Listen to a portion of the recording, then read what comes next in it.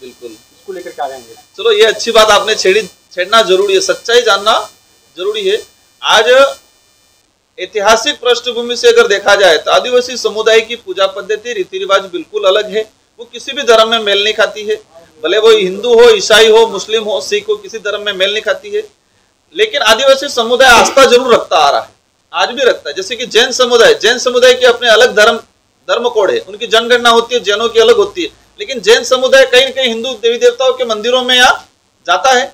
एक आस्था अलग चीज है। तो हम हमारी आइडेंटिटी जो वास्तविक ऐतिहासिक पृष्ठभूमि पे संवैधानिक दृष्टिकोण से देखा जाए तो आदिवासी हिंदू धर्म में नहीं आता है, न ईसाई आता है, न मुस्लिम। लेकिन देश लेवल पे हमने जो फेस किया कि आदिवासी समुदाय महाराष्ट्र के अंदर देखा जाए तो मुस्लिम बना हुआ है, कई जगह ईसाई बना हुआ है, कई जगह जैन भी बना हुआ है, कई जगह हिंदू भी बना हुआ है।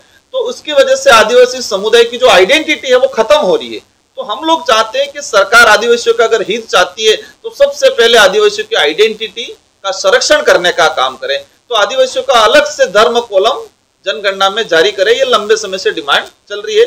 लेकिन वर्तमान जो भाजपा की सरकार है उनको लगता है कि धर्म के नाम से सिर्फ आदिवासियों को बांध के राजनीतिक लाभ लेना है।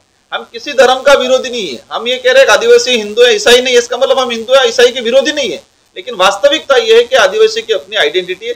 मैं उन्हीं मंत्री जी पे चला जाता हूं, आपने याद दिला दिया, बाबूलाल जी। अगर हिंदू विवाह अधिनियम लागू होता तो बाबूलाल जी का फॉर्म पास नहीं होता, वो विधायक नहीं बन पाते। उनके नॉमिनेशन में उन्होंने लिखा है क्योंकि इनकी 2 पत्नियां हैं और हिंदू विवाह अधिनियम में 2 पत्नियां, जो हिंदू विवाह अधिनियम जिस पे लागू होता है वो 2 पत्नियां रिकॉर्डली नहीं रख सकता है। अगर रखता है तो उस पर कानूनी कार्रवाई होती है, प्रावधान है हिंदू विवाह अधिनियम का भी प्रावधान है।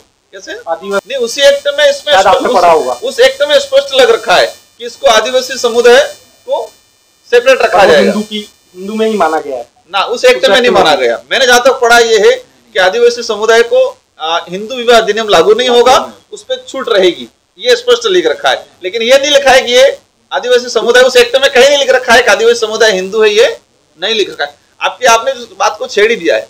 भाजपा जिस तरह से जो पाठ्यक्रम है उस पाठ्यक्रम के खंगाल के ट्राइबल से जुड़े हुए इश्यू को खत्म करने का काम कर रही है।